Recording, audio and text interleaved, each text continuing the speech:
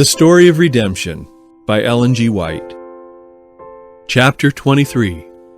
Entering the Promised Land.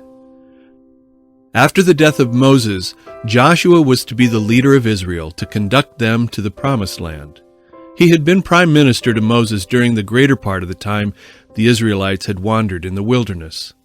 He had seen the wonderful works of God wrought by Moses and well understood the disposition of the people.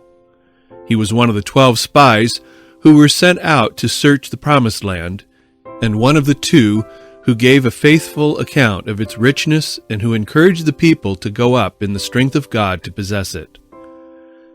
He was well qualified for this important office. The Lord promised Joshua to be with him, as he had been with Moses, and to make Canaan fall an easy conquest to him, provided he would be faithful to observe all his commandments. He was anxious as to how he should execute his commission in leading the people to the land of Canaan, but this encouragement removed his fears. Joshua commanded the children of Israel to prepare for a 3-day journey, and that all the men of war should go out to battle. And they answered Joshua, saying, All that thou commandest us, we will do, and whithersoever thou sendest us, we will go. According as we hearkened unto Moses in all things, so will we hearken unto thee. Only the Lord thy God be with thee, as he was with Moses. Whosoever he be that doth rebel against thy commandment, and will not hearken unto thy words in all that thou commandest him, he shall be put to death. Only be strong and of a good courage. The passage of the Israelites over Jordan was to be miraculous. And Joshua said unto the people, Sanctify yourselves, for tomorrow the Lord will do wonders among you. And Joshua spake unto the priests, saying, Take up the ark of the covenant, and pass over before the people. And they took up the ark of the covenant, and went before the people. And the Lord said unto Joshua, This day will I begin to magnify thee in the sight of all Israel, that they may know that as I was with Moses, so I will be with thee. Crossing Jordan. The priests were to go before the people and bear the ark containing the law of God. And as their feet were dipped in the brim of Jordan, the waters were cut off from above, and the priests passed on, bearing the ark, which was a symbol of the divine presence, and the Hebrew host followed. When the priests were halfway over Jordan, they were commanded to stand in the bed of the river until all the host of Israel had passed over. Here the then existing generation of the Israelites were convinced that the waters of Jordan were subject to the same power that their fathers had seen displayed at the Red Sea 40 years before. Many of these had passed through the Red Sea when they were children, and now they passed over Jordan, men of war fully equipped for battle. After all the host of Israel had passed over Jordan, Joshua commanded the priests to come up out of the river. As soon as the priests, bearing the ark of the covenant, came up out of the river and stood on dry land, Jordan rolled on as before and overflowed all his banks. This wonderful miracle performed for the Israelites greatly increased their faith. That this wonderful miracle might never be forgotten, the Lord directed Joshua to command that men of note, one of each tribe, take up stones from the bed of the river, the place where the priests' feet stood while the Hebrew host was passing over, and bear them upon their shoulders and erect a monument in Gilgal, to keep in remembrance the fact that Israel passed over Jordan on dry land. After the priests had come up from Jordan, God removed his mighty hand, and the waters rushed like a mighty cataract down their own channel. When all the kings of the Amorites and the kings of the Canaanites heard that the Lord had stayed the waters of Jordan before the children of Israel, their hearts melted with fear. The Israelites had slain 2 of the kings of Moab, and their miraculous passage over the swollen and impetuous Jordan filled them with the greatest terror. Joshua then circumcised all the people which had been born in the wilderness. After this ceremony they kept the Passover in the plains of Jericho. And the Lord said unto Joshua, This day have I rolled away the reproach of Egypt from off you. Heathen nations had reproached the Lord and his people because the Hebrews had not possessed the land of Canaan, which they expected to inherit soon after leaving Egypt.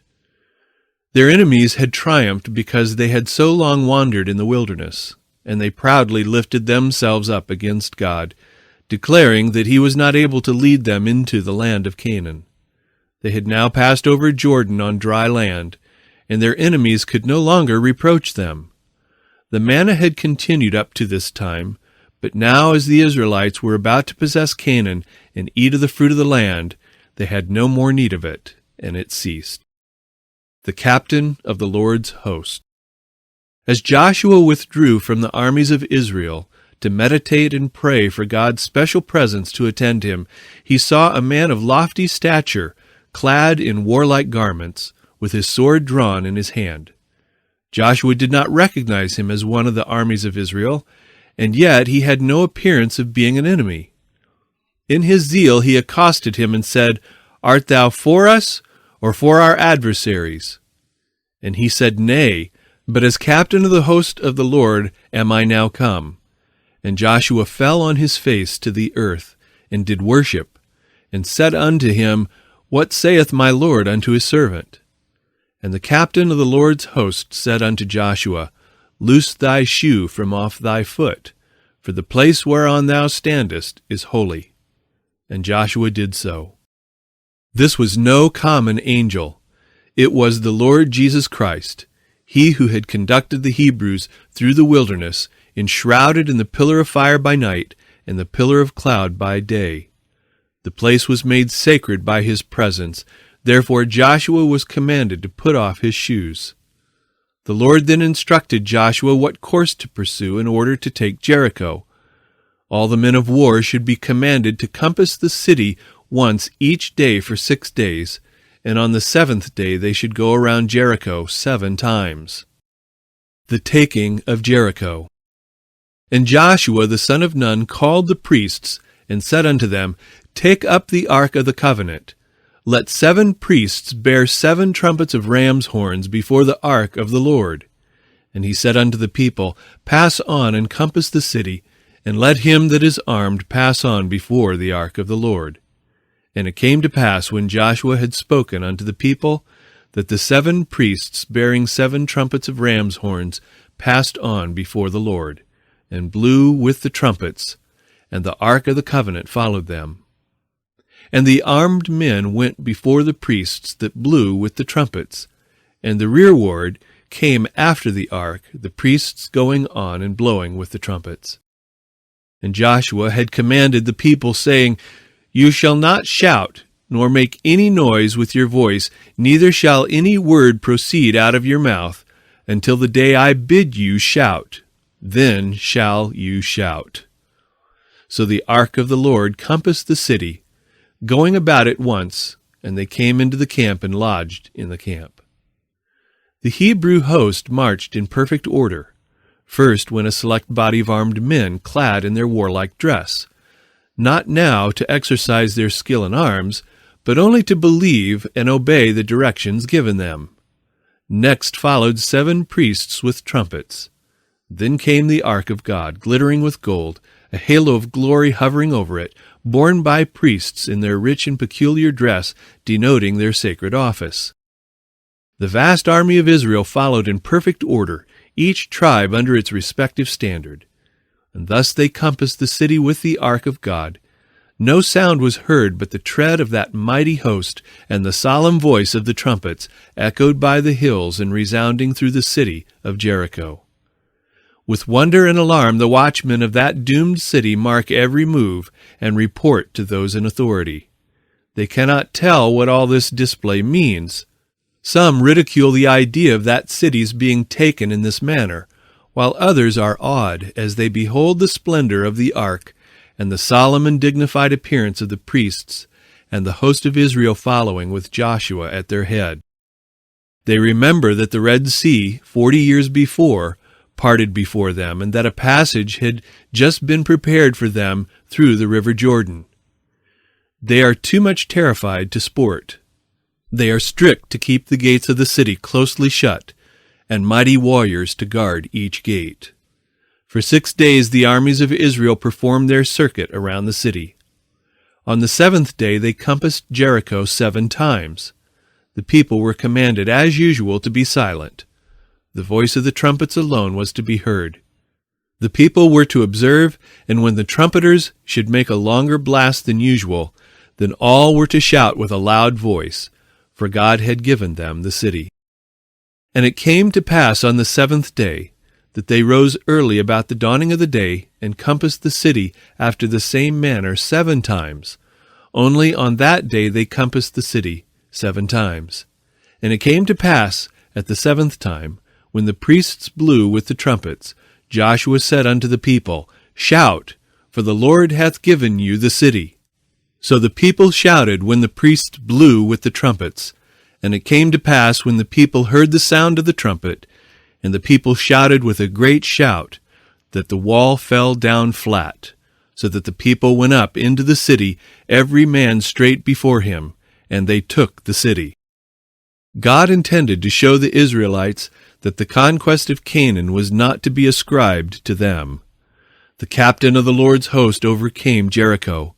He and his angels were engaged in the conquest. Christ commanded the armies of heaven to throw down the walls of Jericho and prepare an entrance for Joshua and the armies of Israel. God, in this wonderful miracle, not only strengthened the faith of his people in his power to subdue their enemies, but rebuked their former unbelief. Jericho had defied the armies of Israel and the God of heaven, and as they beheld the host of Israel marching around their city once each day, they were alarmed, but they looked at their strong defenses, their firm and high walls, and felt sure that they could resist any attack. But when their firm walls suddenly tottered and fell with a stunning crash, like peals of loudest thunder, they were paralyzed with terror and could offer no resistance. Joshua, a wise, consecrated leader. No stain rested upon the holy character of Joshua. He was a wise leader. His life was wholly devoted to God. Before he died, he assembled the Hebrew host, and following the example of Moses, he recapitulated their travels in the wilderness and also the merciful dealings of God with them. He then eloquently addressed them. He related to them that the king of Moab warred against them and called Balaam to curse them. But God would not hearken unto Balaam, therefore he blessed you still. He then said to them, And if it seem evil unto you to serve the Lord, choose you this day whom you will serve, whether the gods which your fathers served that were on the other side of the flood, or the gods of the Amorites in whose land you dwell. But as for me and my house, we will serve the Lord. And the people answered and said, God forbid that we should forsake the Lord to serve other gods, for the Lord our God, he it is that brought us up, and our fathers out of the land of Egypt, from the house of bondage, and which did those great signs in our sight, and preserved us in all the way wherein we went, and among all the people through whom we passed. The people renewed their covenant with Joshua. They said unto him, The Lord our God will we serve, and his voice will we obey. Joshua wrote the words of their covenant in the book containing the laws and statutes given to Moses. Joshua was loved and respected by all Israel, and his death was much lamented by them.